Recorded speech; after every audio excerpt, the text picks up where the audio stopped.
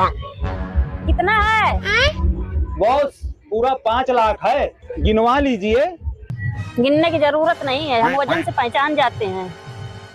पकड़ो, ले काम की बात करो।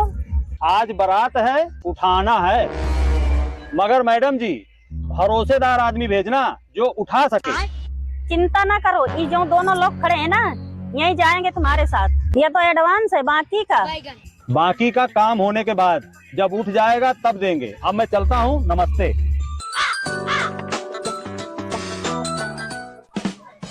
हेलो। हाँ मैडम जी। क्या हो रहा है? उठाया कि नहीं अभी? अभी सभी लोग खाना खा रहे हैं, बाद में उठा लेंगे। हेलो। तुम क्या कर रहे हो? हाँ मैडम जी, हमको भी भूख लगी है। खा के सो न जाना, उठा लेना।